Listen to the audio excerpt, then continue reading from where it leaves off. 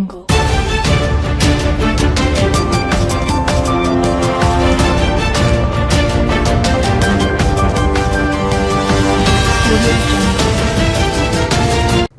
आज तक 24/7 न्यूज में आपका स्वागत है और मैं हूं आपके साथ निकिता श्रीवास्तव। आइए रुक करते हैं आज की तमाम बड़ी खबरों का। अतिथि शिक्षकों ने मुख्यमंत्री के नाम सौंपा ज्ञापन। हरियाणा मॉडल लागू करने की मांग, भविष्य को सुरक्षित करने की गुहार लगाई। जबलपुर में आज अतिथि शिक्षकों के एक प्रतिनिधि मंडल ने प्रदेश सरकार से अपनी भविष्य को सुरक्षित करने की गुहार लगाई है।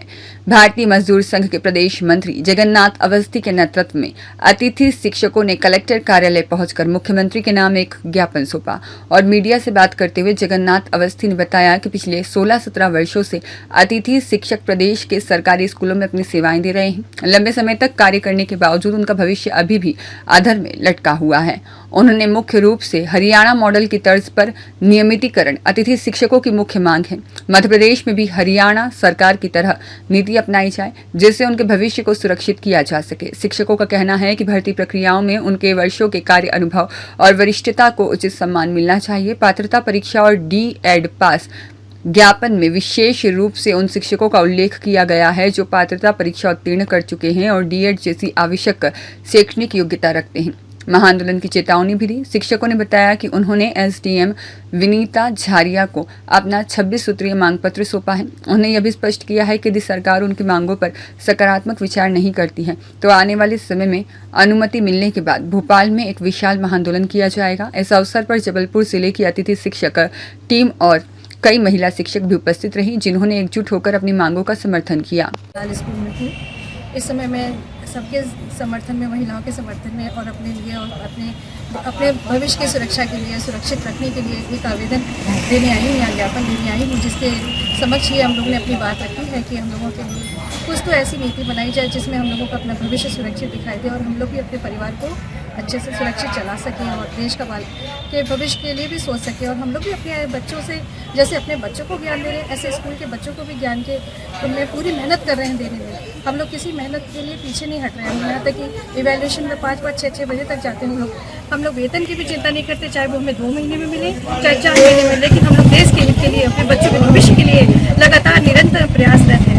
जिसके कारण हम लोग आपसे यही आग्रह करना चाहते हैं कि हमारी बात के लिए एक सुरक्षित नीति बनाई जाए, हम लोग का भविष्य उज्ज्वल बनाया जाए। जब देश की महिलाओं का भविष्य सुरक्षित होगा और उज्ज्वल होगा तभी हम अपने बच्चों के देश का विकास कर सकते हैं।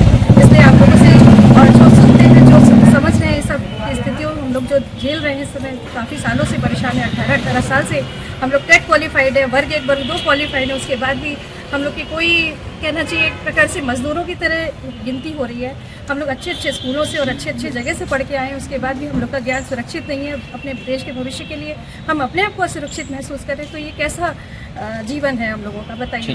तो मेरा नाम श्रद्धा श्रीवास्तव है। मोदी जी के नाम अतिथि शिक्षक की भविष्य सुरक्षा संबंधित मांगों को लेकर सौंपा गया है।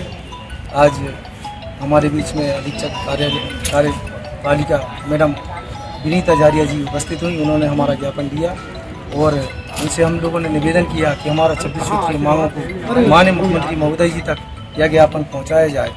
आज हम सभी लोग अतिथि शिक्षक समस्त जबलपुर जिले की टीम आज उपस्थित है आप सभी के बीच में और आने वाले समय में जल्दी परमिशन मिलने के बाद भोपाल में हम लोग एक महाआंदोलन सभी संघों की ओर से करने जा रहे हैं। कौन कौन सी मांगे रखी हैं?